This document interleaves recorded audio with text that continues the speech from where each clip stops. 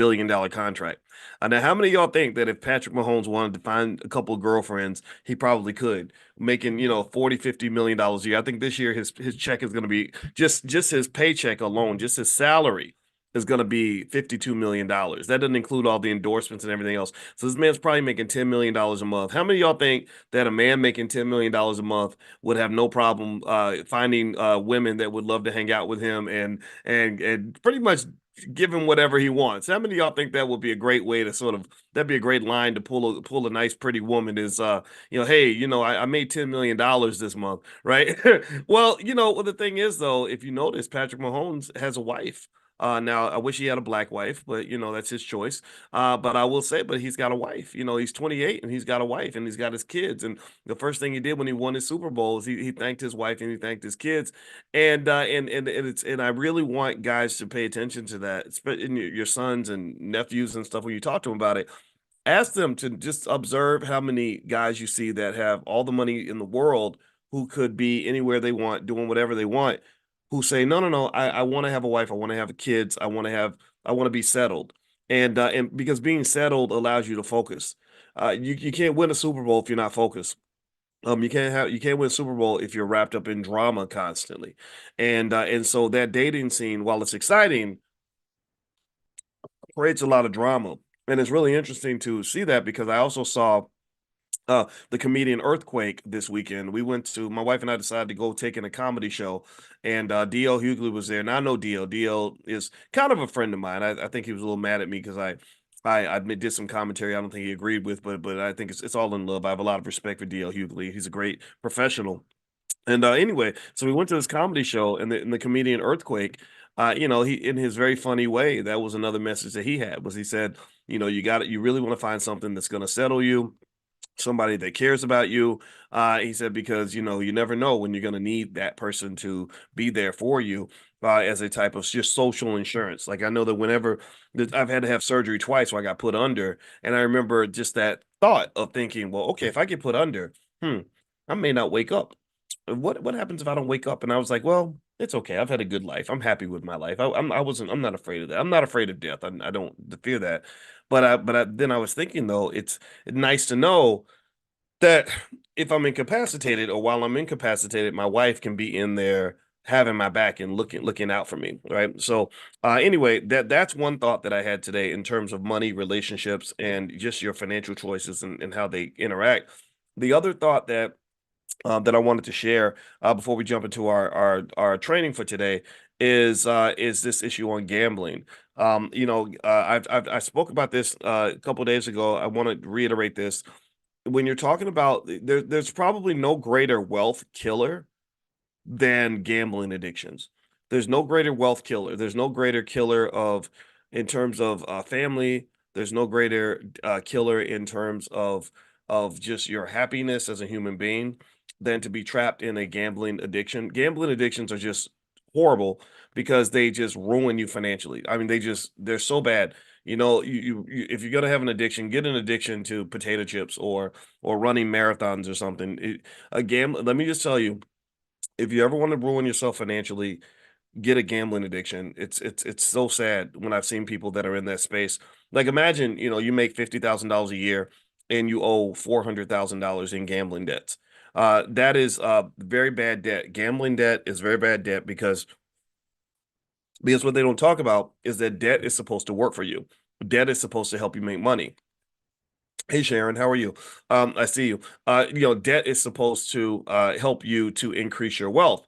Well, if you have a gambling debt or a big car note or some of these other debts that are out here, massive credit card bills, those sorts of debts don't do anything for you. So that's like trying to win a race where you are you literally put 100 pounds of fat on your body and you're trying to outrun somebody who's got 2% body fat. You're not gonna be able to do that. And I just kind of wanted to mention this because did anybody else notice? Give me a guess if you noticed how many gambling ads there are now. When you watch sporting events, has anybody noticed how often they market gambling now? And I'm gonna give you the truth about this in terms of why they do this. How many of y'all notice this? Well, if you want to know why they're marketing gambling like crazy, it's because gambling is the best product on earth for a hardcore capitalist. If you're a hardcore capitalist, the best thing to sell, the best type of product to sell is one where your customers are a bunch of addicts. The best product on earth to sell is something that people are addicted to, something that they have to have.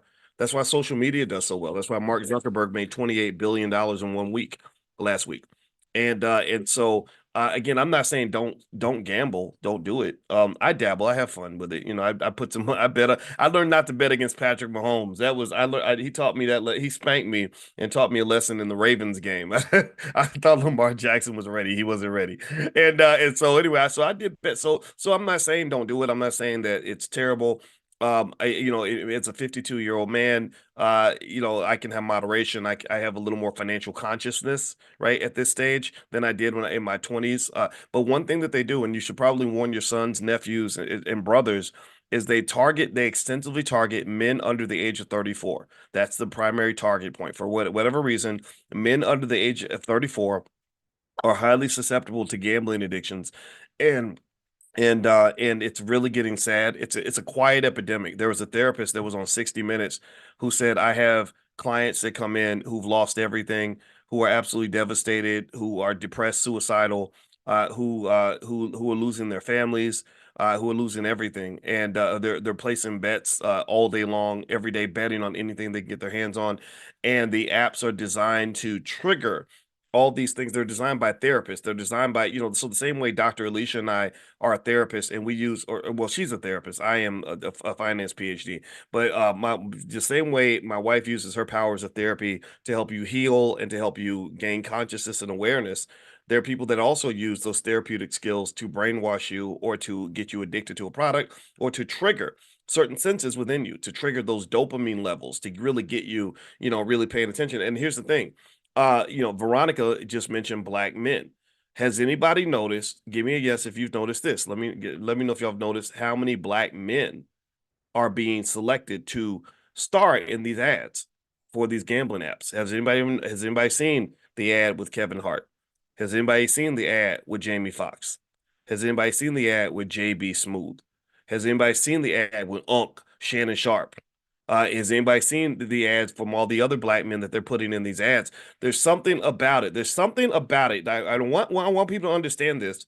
This is a really important financial consciousness exercise. I'm trying to help you become the canary in the mine. Eventually, this is going to be an issue. Eventually, there's going to be a multi-billion-dollar lawsuit filed against major gambling companies, filed against the DraftKings and the FanDuels, because this is taking us right down the path of cigarettes. The same attorneys who sued the tobacco companies who were mass promoting cigarettes and telling you that cigarettes were healthy and that it's okay and that it's your right to do what you want to do.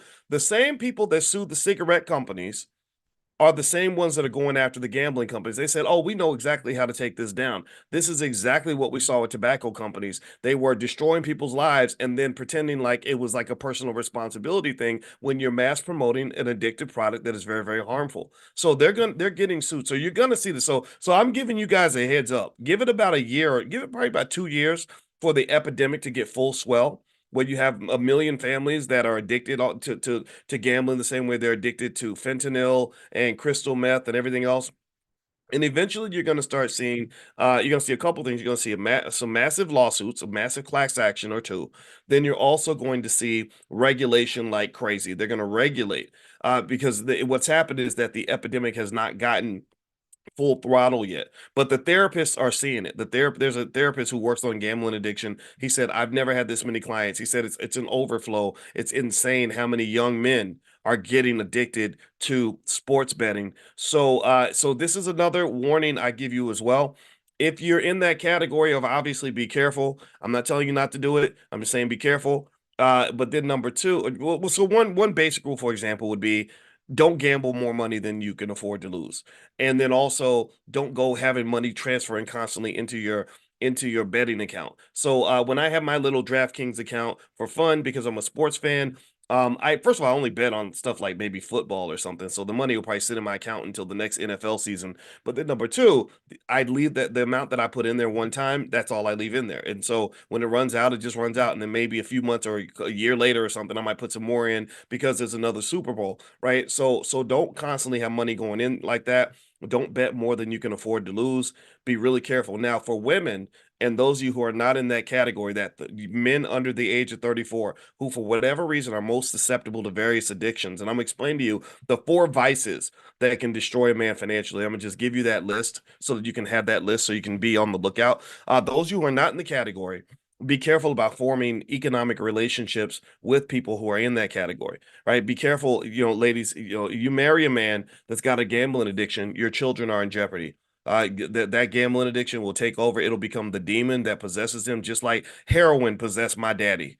And my daddy didn't want to be a daddy no more because the heroin, getting high all day is a lot more fun than taking care of a little knucklehead baby. Right. That's what the drugs do. That's why drugs are the most economically devastating thing to ever happen to the black community right outside of slavery. Slavery obviously takes the cake, but then the drugs were pretty bad. Anyway, so be careful about marrying or dating somebody who doesn't have the balance when it comes to things like that. Like, you may want to have some sort of financial, shall we say, financial visibility, if you want to call it, or not visibility, but financial transparency. That's the word I'm looking for, right? Transparency, meaning when I was writing my book, Financial Lovemaking, I remember hearing, I interviewed a lot of men and a lot of women. I remember women telling me that they had a man where they didn't know what was going on with the finances at all. And one lady said she lived next door to Bob Costas and she was very wealthy. And she said that one day she found out her husband was smoking crack and he never told her. And so she wakes up one day and she has no house and her husband's gone and the bank accounts are completely empty because just kind of does that. So gambling addictions really are a financial crack. They're kind of up there. If you want to talk about something that becomes a financial version of crack cocaine, gambling addictions would be right up there, especially now with technology and their ability to manipulate your senses with beeps and buzzes and alerts and notifications and everything else. It's about to be a mess, y'all. So just be really careful. The other thing I would tell you is that the four vices that tend to bring a man down, the four things that a man must do in moderation unless he wants to destroy himself, are sex, drugs, alcohol, gambling. Sex, drugs, alcohol, gambling.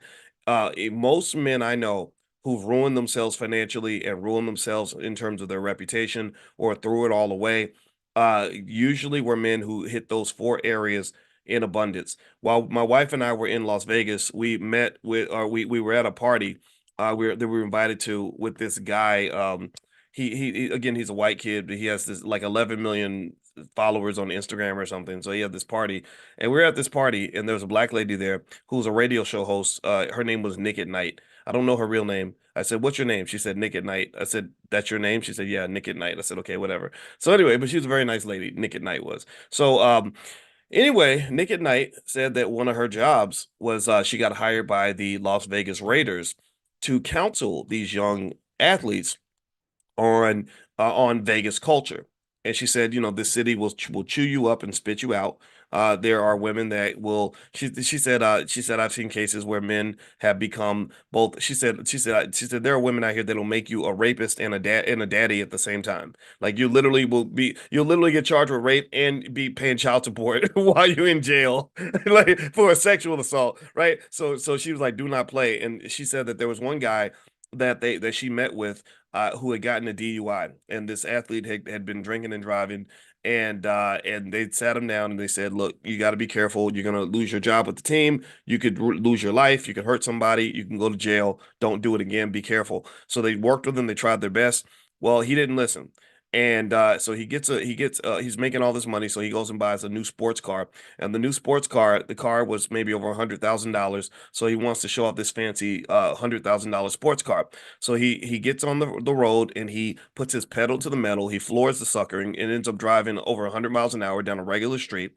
And he, I guess, did not see that there was a lady crossing the street with her baby, and he slams into the lady, kills her baby, from what I understand. And there's a big fiery explosion, and everybody's dead. And for some reason, he survived. I have no idea why the person who's drinking and driving survives. And so now he's not playing for the Raiders anymore. He is now doing many years in prison for his crime. And so, anyway, so these are these little things when you talk about financial consciousness. Choices are everything when it comes to protecting your wealth. Choices are everything. If you remember the stages of building wealth, I talked to you guys about that. It's knowing where the money is. That's number one. Number two is having a plan to go get the money. A lot of people want to get wealthy. They don't know where the money is. They don't know who makes the most money or why. And then also they don't have a plan to get the money, right? And then number three, this third step is to execute the plan. So a lot of people who know where the money is and they have a plan, they don't follow through with the plan. So the plan doesn't matter if you don't follow through with the plan. The plan is not achieving the goal. The plan is the potential to achieve the goal. Now God has given you a pathway to have whatever you want. And some of us choose not to go down that pathway for whatever reason. And the fourth step is, and this is important, this is where the Raiders player, unfortunately, was not coached or trained. A lot of these young men don't have fathers. I think that plays a huge part in bad decision making. I'm just going to be honest with you. Not that mothers aren't very smart, but boys sometimes respond to their fathers a little differently than their mothers. We got a 20-year-old that, that's our story as well. The fourth is protecting the wealth. And you protect your wealth through things like, of course, estate planning and insurance, but you also protect your wealth just through good choices, discernment, intelligent decision making, financial consciousness. When wealthy people have to be very financially conscious because they got something everybody wants. You understand?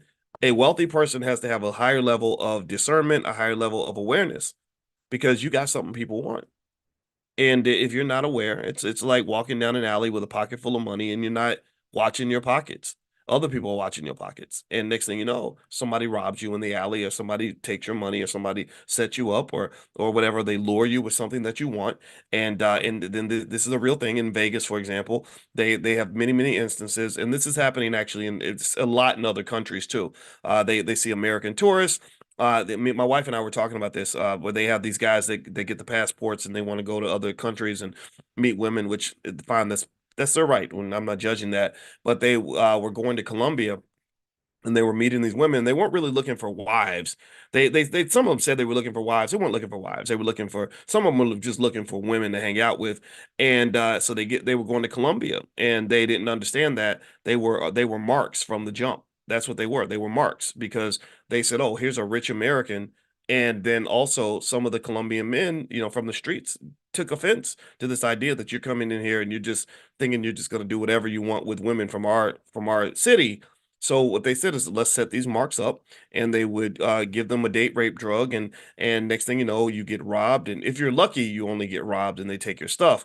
If you're unlucky, they kidnap you. And one guy got kidnapped, and they called his parents, told his parents to send a bunch of money. They sent a bunch of money, then they killed him anyway, right? So ultimately, these are the kinds of things that happen when you don't have economic awareness. So, for example, myself, I'm not a broke man. I'm not a poor man. I have to be really careful about who I do business with, who I form friendships with, the places that I go. I know that when I go to other countries, I am at risk of a kidnapping. I have to tell my wife and my kids and be really, really thoughtful about these things. Because these are things that a lot of us don't think about. And if you don't have that awareness, bad things can go bad. Okay. So that's just my 2 cents. That's also another reason why I don't drink. I don't drink because I want to be aware. I like to be alert because if you are not aware, not alert, a lot of people, for example, right now, Cuba Gooding Jr. is being sued for things that he did while he was drunk. Jamie Foxx is being sued for things he did while he was drunk. And again, my economic awareness, and I admit I probably have a little more awareness than a lot of people, I guess, because I got this whole thing called a PhD in finance. So I think about things a little more deeply, I guess. But I saw that and I was like, yeah, you're out here and you're a multimillionaire, you're getting drunk and you have vices. Well, you're an easy target. If you are a person that will, in fact, I'll tell you this, guys, this last story and then I'm going to be done. There was a lady I had a really great I love talking to people who live real life, who've gone through interesting things. And like that lady Nick at Night. Well, there's another lady I met who she said she worked for I asked her what her job was and she said I work for a butt doctor. I said, "What?" She said, "I work for a butt doctor." And I said, what?" And she said that she explained that she works with this Brazilian doctor who would come to the US every 6 months and give booty injections, right? Because all the strippers want the big old booties, right? So she would make the appointments so that when the guy got there, he would have all the strippers would be lined up to get whatever they were putting in their butts. And so one thing she told me was she told me a story about three little girls who they were one of them was in the news because they had accused a prominent athlete of assault and the girl was underage and it just looked really bad. And I just, I'd written the reason she reached out to me is because I'd written an article about it, because I just thought it was just like, oh wow, look at him messing around with young girls or whatever. He shouldn't be doing that, right?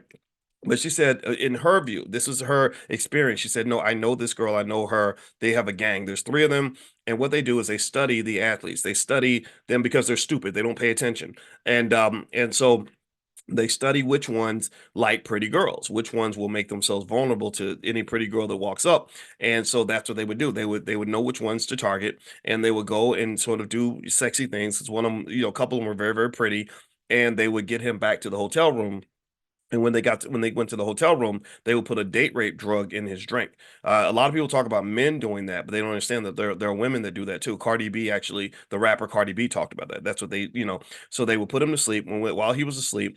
The 15-year-old girl who was in this group would get in the bed with him. So he wouldn't actually show up to sleep with the 15-year-old. He would show up to sleep with the girl that was actually of age. I think she's 19 or 20, but then they would switch the women while the guy was asleep and take pictures of him asleep next to this young girl. And then when he woke up, they would blackmail him. They would, again, it all goes back to money. This is why, so if you ever want to know why I talk about stuff like this, is because this all links back to money. They wouldn't be doing this if it wasn't for the money. This is all about the money. They wouldn't be targeting these guys if it wasn't for the money. So they would basically threaten the guy, and they'd say, give us money. And it wasn't like big amounts of money. Like, they were kind of small time hustlers. And so they would ask for like $10,000, which was nothing for an athlete to pay. And they said, look, if you don't give us $10,000, we will send these pictures to your team, to the media, and if you have a wife, we're going to send it to your wife. We're going to ruin your whole life, everything that you have worked for, all those years in the gym, all these years you spent building a public image, all these years you spent building a family. We're going to wipe all that away if you don't give us $10,000, which is basically a ransom. It's a ransom. Like, we're holding your whole life for ransom because you were dumb enough to give us control of your life. Like, right now, we can destroy you. So you better give us $10,000, or we're going to we're not going to let you out of this prison that you're in right now. And this is interesting. So if you want to know what I see in a situation like that, is I see something in finance. We used to call this moral hazard. Moral hazard is where you become stuck with a set of bad choices. You get stuck between a rock and a hard place because you gave power to someone else. You gave power over to another party. Well, why would you give power to somebody who's going to use that power to incarcerate you? Why would I hand a gun to somebody who's going to take that gun and point it right back in my face? What makes me crazy enough to do that? Well, a lack of financial consciousness. This is why financial consciousness training is so important. This is why you're here. This is what I want you to really buy into. I want you to buy into I know you've never seen it, you've never heard this concept before. I bet a lot of people haven't. They don't talk about this. But this is really critically important, especially for Black people, because you'd be amazed at how many people are able to extract money from you by either appealing to your subconscious mind or getting you hypnotized by some bright, shiny object, or somehow exploiting and manipulating some sort of void that exists within your spirit and your soul that makes you willing to let go of your resources or give power away to someone else in order to in order to just get something that you think that you need or whatever, right? For example, the government does it all the time. If the government ever wants power and they want to get you to give away your civil liberties, what do? Somebody tell me, what does the government do when they want you to give them power, when they want you to transfer your personal power over to them? Somebody say it in the chat. What does the government do when they want to get you to do whatever they tell you to do? They scare you. They say, if you don't vote for this person, then it's going to be the end of the world. It's going to be terrible, right? Or if you don't get this shot, I mean, you could die and you could kill your loved ones, right? I'm not saying that you should agree or disagree with these things. These are political, I know, but these are examples, right? Fear, fear, fear, fear, fear, fear. Any politician who ever wants power, all it's got to do is like start a war and create fear in the public. Like, hey, if you don't give me power, then bad things are going to happen. That's how Hitler got power. Hitler got power because he created a fake war. He did a false flag operation and burned. I think they burned down one of the parliament buildings and said these people did it, and they were like, oh God, oh, we got to go get them. Right? Vladimir Putin has been notorious for this kind of thing. I believe it's been done extensively in the United States. There's a lot of evidence that has happened in the U.S. This is a common tactic. Right? So moral hazard. Let's circle back to that term. Moral hazard is where You've transferred power over to another party for whatever reason, and now that person has power over you that they did not have, that they would not have had otherwise, had you had some discernment, had you had some strategic thinking, had you had some proactive thinking as opposed to reactive thinking. For example, anybody ever loaned money to a cousin that swore they were going to pay it back, and then the cousin got an attitude when you asked for your own money back? Literally told you like, hey, if you don't do what I say and if you don't stop tripping, you'll never see your money again. Anybody ever have a cousin that held their money for ransom? Y'all, if you know me, if you've been following me long enough, if you've been hanging out with me long enough, you know that's a pet peeve of mine.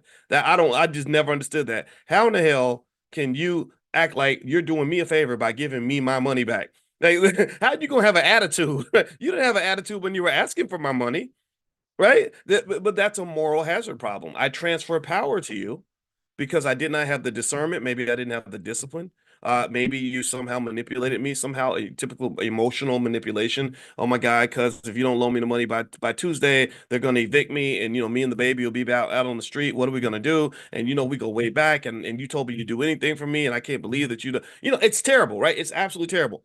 And so moral hazard, pretty much that's kind of it pops up in so many examples. So go back to the example. Let's finish up. Let's go full circle and go back to the example of the three women in the gang that would hold an athlete's life for ransom. They lured him back to the apartment with the big butt and the smile with the pretty girl. Put a date rape drink in his drug, took pictures of him in the bed with the 15-year-old, and now they're saying we own your life now. We control your life. That's a moral hazard issue, right? Because before they didn't have that kind of power over him. Before they had no ability to destroy him or to threaten him or anything, right? But now they do. How did they get that? Well, because of his lack of discernment, his lack of consciousness, his inability to have the discipline to deal with whatever temptations might lure him into a vulnerable situation. And they were able to achieve that power by having a level of awareness. See, people think gold diggers are stupid. No, gold diggers are like economic scientists. Gold diggers are so extraordinary, they can tell your income by how you walk. Am I lying? Tell me if I'm lying. Tell me if I'm lying. Gold diggers are, I mean, the bit like the ones that really chase the athletes and all that. I mean, right now, for example, there's some lady who's 39 years old who just got impregnated by a 22-year-old football player. And I'm like, I don't know what this lady dropped on this poor little boy, but whatever it is, it must have been interesting. So anyway, so they have a level of awareness. They're strategic. They know how to position themselves properly. They would study the target. They would know what to talk about, know how to react, all that, right? So long story short, which by the way is a great skill. Think about this: the same skills that it would take to do that kind of craft is what people use maybe in sales. Salespeople know how to do it. Salespeople can observe you, understand you, figure out what you need, and work, and talk you toward whatever objective they need you to go to. So this lack of discernment, this lack of discipline, also a lack of consciousness that occurred when they were able to take the pictures of him, right? They took away his consciousness by putting the date rape drug in his drink. Also his overconfidence. Men, we have big egos. We think that this pretty little girl can never hurt us. That we're thinking that the only person that should be worried is her concern that I might do something to her, when it never even crosses your mind that she could do something to you. That arrogance is also a vulnerability that also participates and contributes to the moral hazard issue that you're creating for yourself. So then eventually, because you transfer that power over through the moral hazard problem and poor decision making and a lack of consciousness, now that person has you incarcerated. They have you in a prison. So I want you to really think about now, what does it mean to be enslaved? Slavery is not just the slavery that you had in 1802, where the slaves were not being compensated and being brutally beaten. Slavery really generally is a lack of freedom. It is a lack of ability to control your destiny. It's a lack of ability to make your own decisions. So I want you to think about all the other spaces in society where people become slaves, where people get stuck. Well, one easy, excellent pathway to slavery that is used on a regular basis, that's used by capitalists to control society, are things like debt, starting with student loans, right? So they exploit the vulnerability that you have, that where you have somehow been convinced that you have to get this college degree, you should pay whatever they tell you to pay. And you offer you go ahead and then they make it easy. Again, lack of consciousness. As an 18-year-old, you're not thinking about how you're going to feel when you're 45, still paying off this debt. So you sign anything because then you're going to get that refund check. Anybody remember those refund checks from college and how good that felt to get that refund money? So you're doped up on the refund money. Your consciousness is very, very low because you're 18, and also they're able to exploit the vulnerability that college attendance is what we call in economics, and what they call an inelastic product. Inelastic product is similar to like a drug. It's a product that the customer will probably buy at almost any price. It's a product that the customer has been convinced that they absolutely need. It feeds some sort of addiction or whatever the case may be, and then next thing you know, you are trapped. You're moral hazard. Now they're like, if you don't pay us this, make these payments, we're gonna ruin your credit. We're gonna take away your house, whatever. We're gonna take your car. We're gonna take your dog. So then as part of the trap, you're stuck on the corporate plantation. So you're sitting there behind bars with all these dreams and goals and all these amazing things that you would love to do, but you can't do those things because you're trapped because you're in jail. Okay. So ultimately, what I want you to do is I want you to understand how to stay out of jail. I want you to understand the traps when they're coming. That requires a certain level of awareness, insight, and foresight that I don't believe is really taught enough in our families. I don't believe in the Black community where we are trained on this on a regular basis. I think that we, unfortunately, are trained to really buy heavily into victimhood. I think that we're trained to because the discipline required to sit and have a conversation about strategic planning and preparation is not something that everybody possesses. Not everybody's going to want to sit. You've probably got 50 relatives where you could tell them what their life is going to be like if they continue down that path, and they're not going to listen because, well, why? Because you're being lame, you're being a hater, you're being boring, you're being uppity, right? When you try to warn them, but then when the consequences come knocking, then suddenly it's like World War III. They're all scared to death and they're begging you for help. I saw this. I sat here and I just think about young people I mentored. That I used to be a track coach, and I just remember some of the kids I just loved them, and they were around it. They were in my life, and I would just try to warn them like, hey, you got to focus on your education. You got to do this. You got to just come on, we got to do this. And they didn't listen. They didn't want to listen. And then years later, now, and again, I've known them for a long time. So now they're not 12, 13, 14, 15 years old. Now they're 28, 29, 30. And all the problems that I saw coming in their lives as a result of their not focused on education or making good decisions, all of those problems have come to roost. All of them, literally every and you know me, you know how I talk. Like I like to be honest. I like to be raw. I like to talk about problems like the challenges that you're gonna have if you're a single mother with a bunch of kids with horrible baby daddies, or or just what happens when you don't educate yourself as a young man or young woman, and or what happens if you don't learn how to invest and do good things with your money when you actually have it. And I talked about everything. I mean, we covered everything with the kids. Same way I talked to you, I talked to them. And it was very sad to me because I had to say to them, one of them, I had to say to her at the age of 32, I said, now, do you remember, do you remember when I used to preach to y'all every day about this back in the day? Yeah, you warned us, you told us. Why did you listen? I don't understand. And honestly, I think a lot of it's just culture. I don't blame them. There was no culture around to say that this, you really want to take notes. You really want to get ready. Um, I think a lot of the culture says, "Oh, this is some college professor who is being uppity and being boring and being whatever." And I wasn't trying to be that. I was just trying to be helpful, right? And whereas I can think of other kids where I shared the same message who had a culture, who had parents that said, yeah, that's a good idea. Make sure you listen, make sure you pay attention. This is important. We're going to do this after school, whatever. And those kids turned out great. Great things happen in their lives. So that lack of preparation leads to obvious conclusions. And again, when you get to a certain age in life, you see it happen over and over and over again. And so for me, my life feels very frustrating at times because now there's just so many things I can see happening. I see the train wreck 10 years in advance, and I try to warn, I try to say something, and it doesn't work. It's really hard, right? So it makes you, to some extent, it can even make you cynical to the point where you're like, there are so many things I could tell you right now about the mistakes you're making, but I'm not going to do it because you're only going to get mad at me eh, for because you think that I'm preaching to you. So I'm just going to quietly sit and smile as I hear you tell me how you're going to destroy your life. It's very sad. It's very tough. All right. So anyway, now first of all, what I want to say really quick, I did not do this, and I'm so sorry. Normally I greet some of you when you come in. Angela McKinney and Anthony Ruffin, good to see you. Chimere, Chris Long, Christian Ray, Christina Littles. Ed Bradley, that was the name of the guy on 60 Minutes. Dr. Marilyn Johnson, ND. Thank you for your service. ND, is that nurse? Is that for nurse? What was it? Nurse practitioner, maybe? Is that what ND is? Dorothea, good to see you. Elaine, James Simmons, Jennifer K, Michael Askew, Marina. Good morning. Natural Doctor. Okay. Well, thank you for clearing that up for me. Nicole Tony, Patrick S, Pat Butler, Tequila and Terrell and Taquana, Sydney, Stewart, Sharon.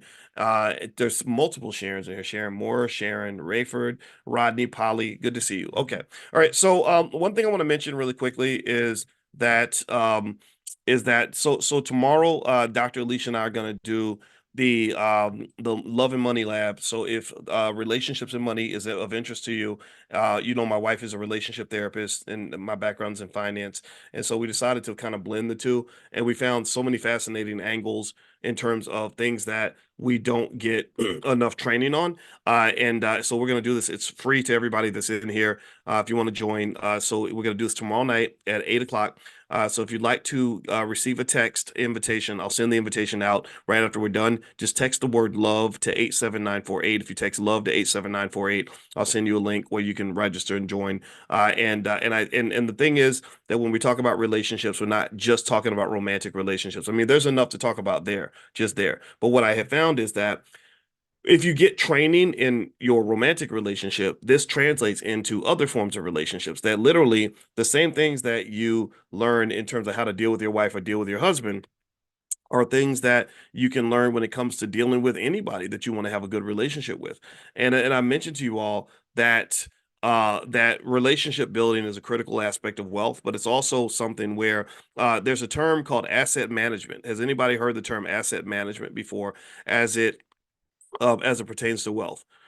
So asset management, what does that mean? I want you to really process. I want to do a consciousness exercise, and I want you to think about the term asset management. All right, asset management it's exactly what it says, right? Managing an asset. But what does that even mean, to manage an asset? Well, what it really means is that when you manage an asset, you can think of it like driving a car. You've got this thing that you control that has tremendous potential. A car can either get you from point A to point B quickly and safely, or a car can kill you, right? It can kill other people. If someone has a car and they have a death wish, they can hurt a lot of people with that car. But if someone has a car and they want to do good things, they can deliver groceries to senior citizens, they can drive kids to the orphanage, right? Whatever, right? So a car can do a lot of things. It has a lot of potential. So how you manage that asset is essential to the outcomes of what it means to have that car. So having a car does not mean that you're going to get from point A to point B if you choose not to get in the car, or if you drive the car in the wrong direction, or if you crash the car. If you have no skill in driving a car, I could give you 100 cars and you still wouldn't be able to get anywhere because you wouldn't even know how to drive the car. Right. So asset management, when you think about that from a financial standpoint, asset management is where you are stewarded the control of some sort of asset. That asset might be stocks and bonds, it might be vehicles, it might be a bunch of cows and sheep. And your job, your goal is to generate some sort of return on investment from the asset that you manage. Right? That makes sense? So ultimately, asset management doesn't just require various levels of economic consciousness. It also requires skill and discipline, right? And a strategy, and just skill, discipline, strategy, planning, some sort of foresight into what you want for this asset. So, for example, when Byron Allen talks about buying Paramount, did anybody see where Byron Allen was looking to bid to own Paramount, and then he also bid to own ABC, he bid to own BET. None of those bids have gone through. I'm going to be honest with you, I don't think the Paramount bid is going to go through. There's something about his bids that just aren't clicking. I know people want to say it's all about race. I don't. I think a lot of it is also just about money too. I really think it might have something to do with the structure of the financing or something. I don't know. But again, maybe he'll get it. Maybe he'll prove me wrong. But what Byron Allen likely was thinking when he made that bid, assuming that the bid is a credible bid, is he's looking at this big asset called Paramount Studios, and he sees where Paramount is losing money hand over fist, and they're getting their butts kicked left and right. And he's looking at this asset and saying, I can manage that asset better than you.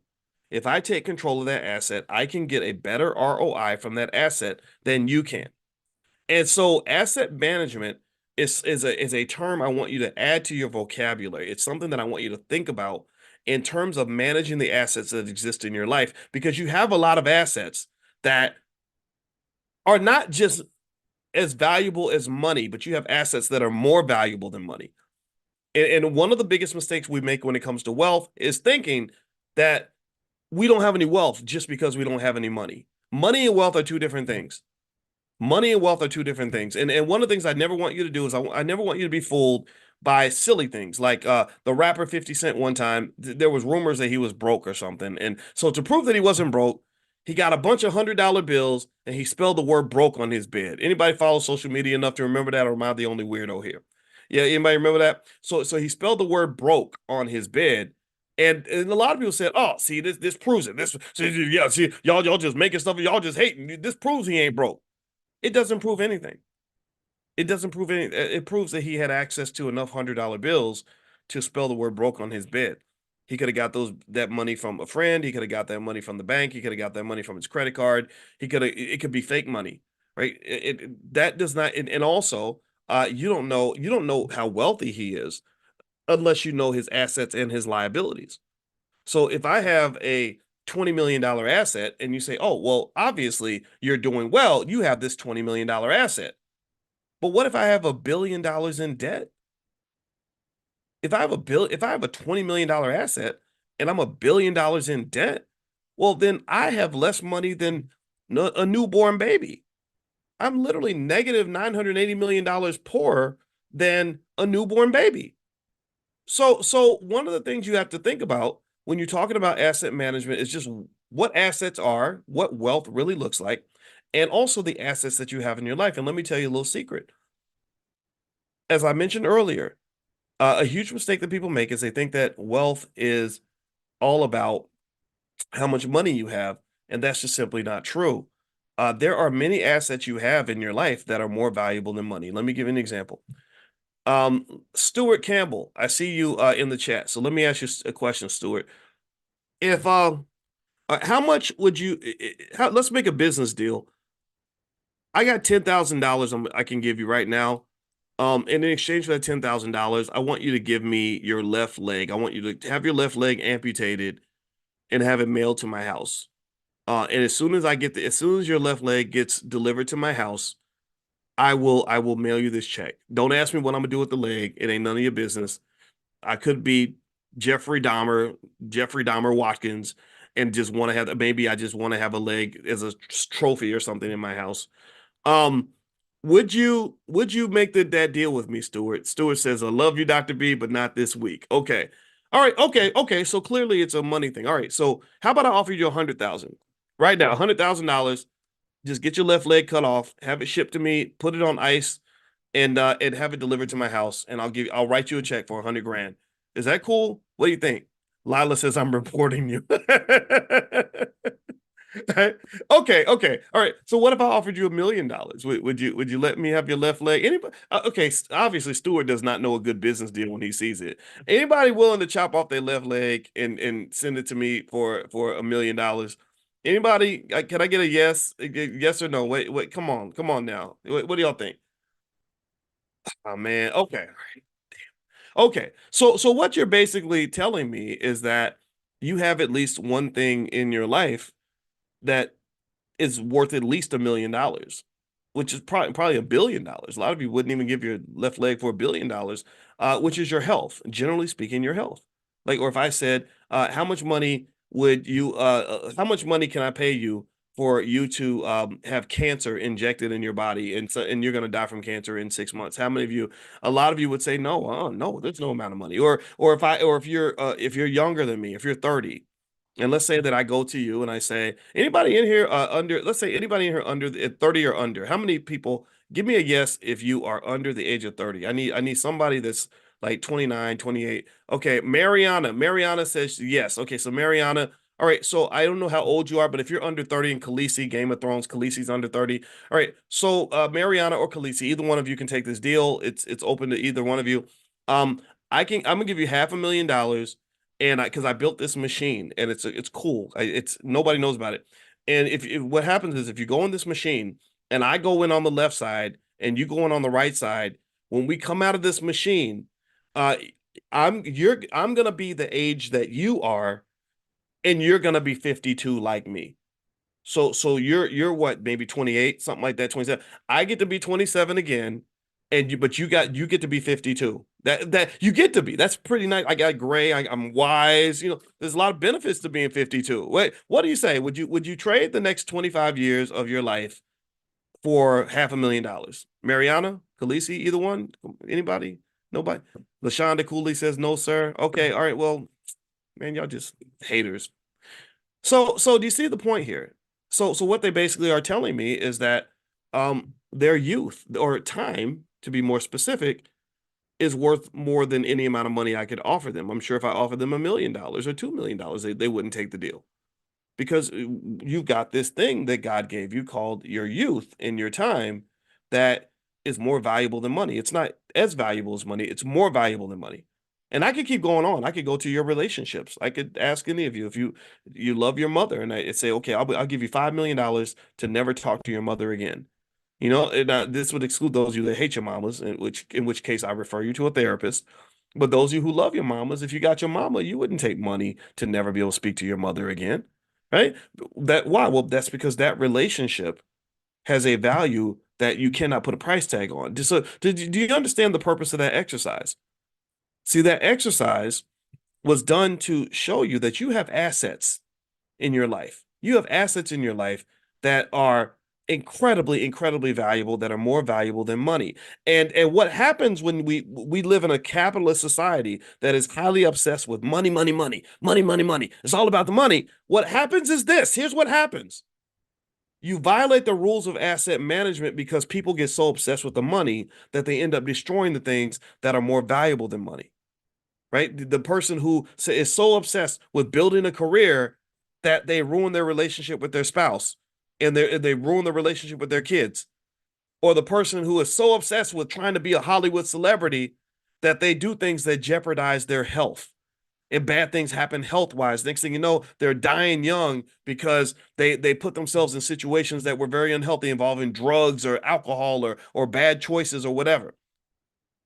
So really, the thing about asset management, another aspect of asset management that I'll introduce you to, is what they call correlation in your portfolio. See, all a portfolio is a collection of assets. So if you want to see how I view the term portfolio, when I think about my portfolio, I'm not just thinking about the stocks I own.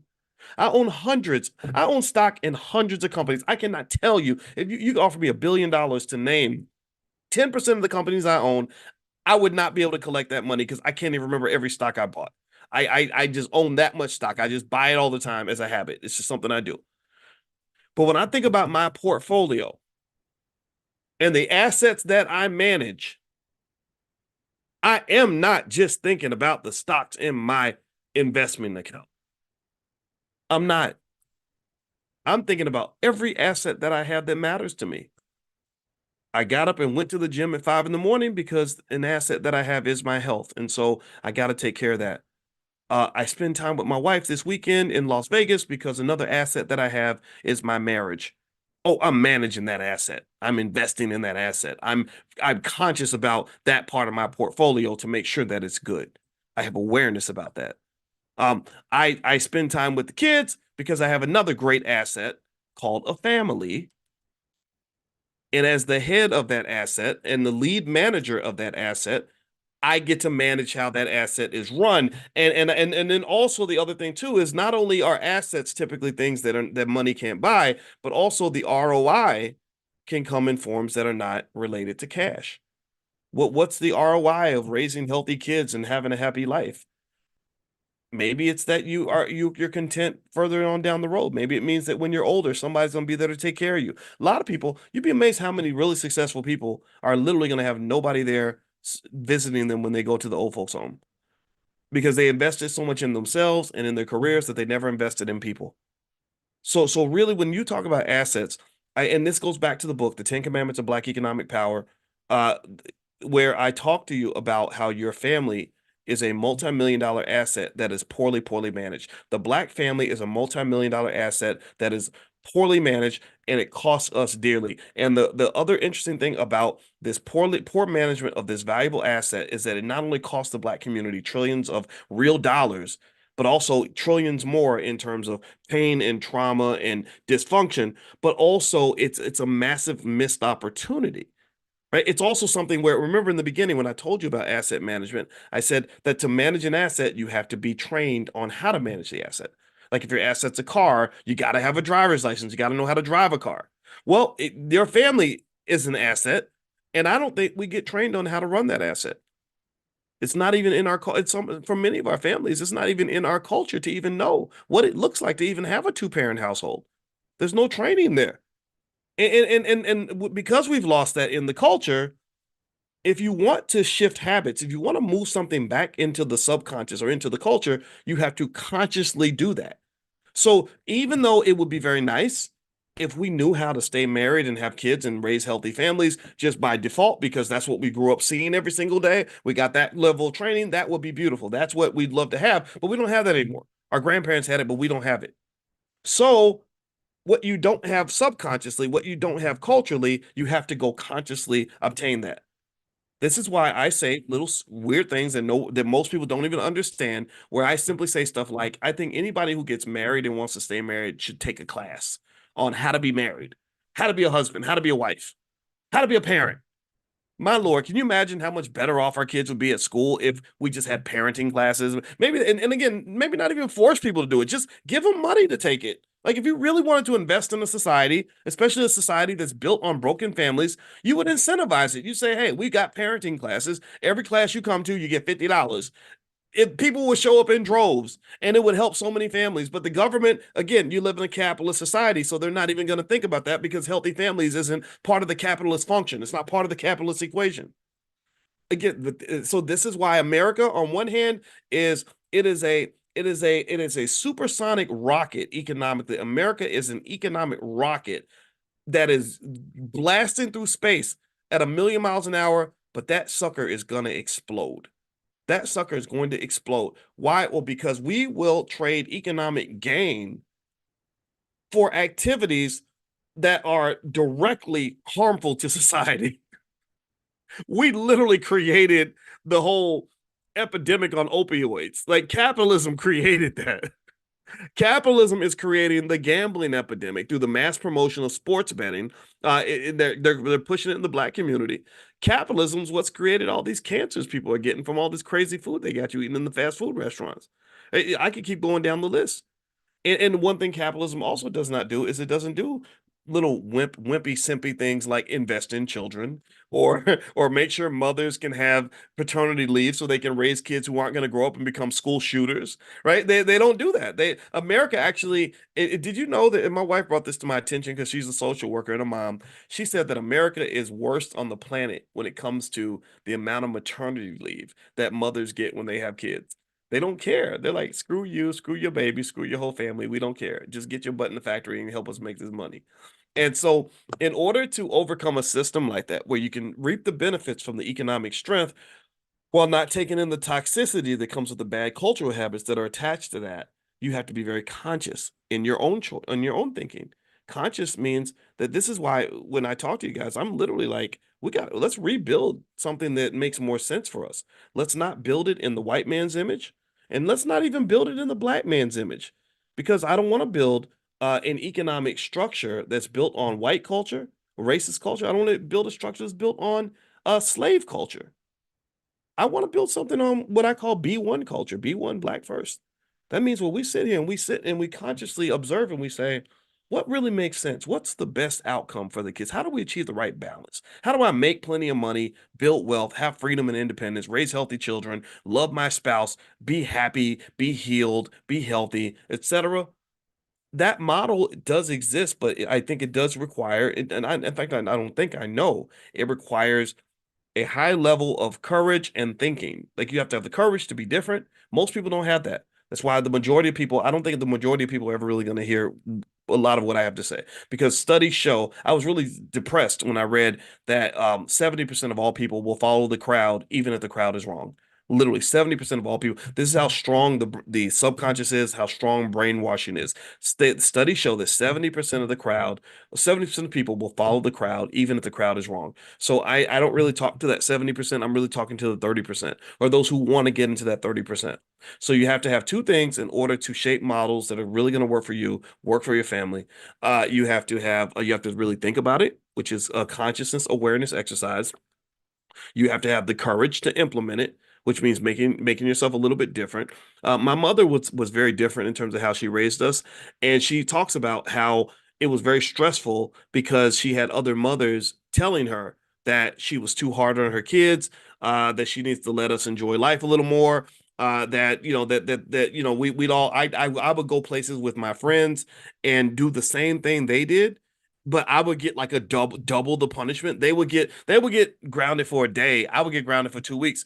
And my mother got a lot of pushback from other young mothers who told her that was a mistake. But the reality, and this is very unfortunate, is that every single boy I grew up with ended up dead, in jail, or on drugs. Every single one of them. Every single black boy that I hung out with on the weekends ended up in one of those three categories. It was insane when I literally thought back to that, and I thought I talked to my mother, said, "Thank you for having the courage to not follow the crowd. That must have been so hard for you." So this is what we're dealing with, right? I think that we do have a culture that really just sort of really enjoys seeing your son in jail, or seeing him dead, or seeing him doped up or liquored up or whatever. And again, Veronica, you said my mother is wise. What's funny is that my mother never saw herself as a wise person. She just what really saved her, if you want to know the difference in our family, it was that my grandmother, who was her mother, kind of had these really clear, solid values. This is why our Black Business School mascot is named Felicia, after my grandmother. Because my grandmother just didn't take no mess. She knew she lived life with a thin margin of error, and she was very good at just doing what needed to be done, and not real like she was the epitome of that whole strong black woman stereotype, because she just did what had to be done, and she didn't care what you thought about it. She didn't care what the neighbors had to say, or if you said, well, down at their house, this is what they're doing. She said, I don't care what they're doing down there. This is what we're doing over here. And I think my mother inherited some of that. And then also it was also the discipline of my father, who was he was a police officer. So he maintained control of the house. That's what cops tend to do. Unfortunately, they can be pretty rough sometimes. But also he was a big believer in personal responsibility, manhood, and fatherhood. So this came together somehow and created like a really nice structure that we were able to lean on. So there was never any fear that one day we'd come home and we'd be evicted, or I come home and daddy would be gone and all that. We were able to have that stability and structure that a lot of our kids don't really get. So anyway, that's but so if you want to know the bias that I come from in terms of how we talk about economics, it comes from seeing that. It comes from seeing like, okay, so this couple was surrounded by people that had disasters. They had financial problems. I remember people coming to our house to borrow money from my parents, and or asking them to co-sign for stuff and all that. And I remember my father one time, he got really mad one time. Somebody asked him to co-sign for a car or an apartment or something, and he said, and he used the F word. He cusses a lot. I'm not going to repeat what he said, but he said, how the F you think that if you don't care about your own credit, what in the F makes you think that I'm gonna believe you're gonna care about mine?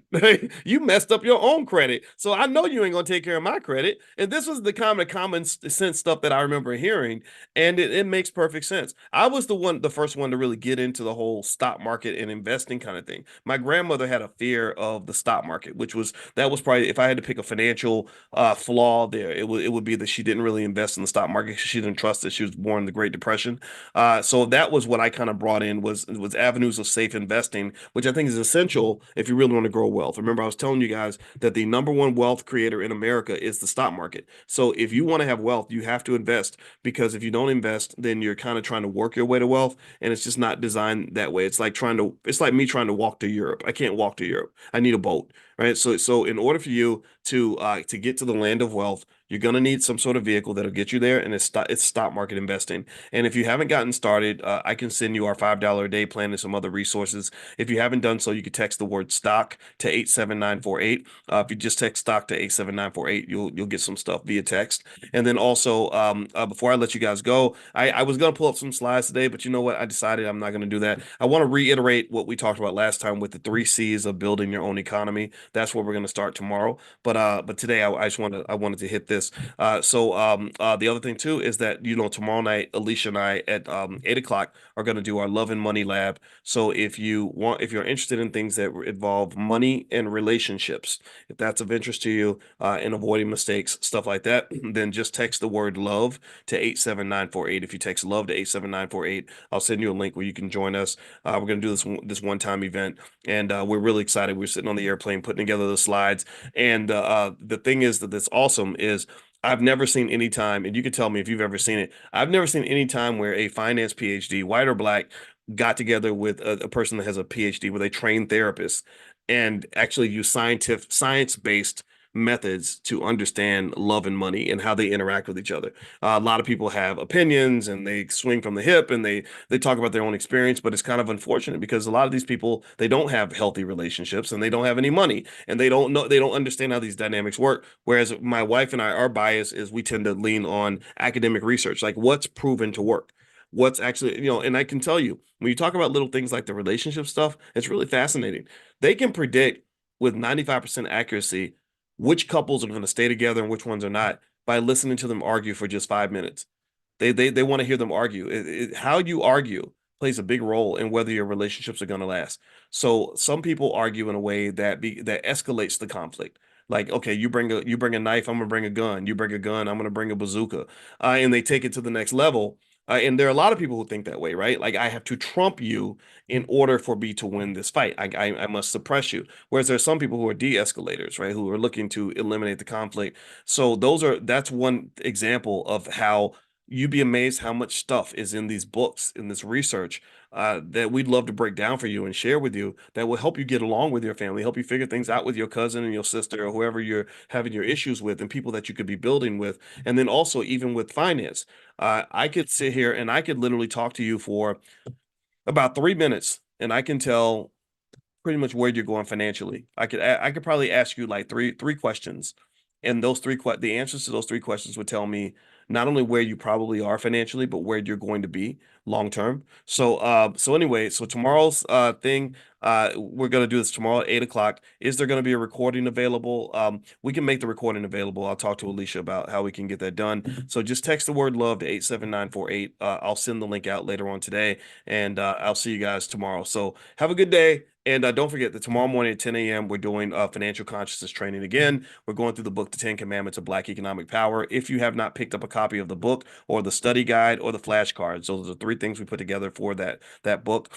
Just go to drboycebooks.com, drboycebooks.com. You can get a 30% discount by using the code word book club, all one word. So use the code word book club at drboycebooks.com. You can get all the stuff that you need for the class. And also, if you'd like to see all the recordings and everything else that we've done up till this point, we do this every single day at 10 a.m. Eastern. Just go to drboycedaily.com, drboycedaily.com. All right. So have a good day, everybody. God bless you. I'll see you guys tomorrow. Take care. Bye-bye.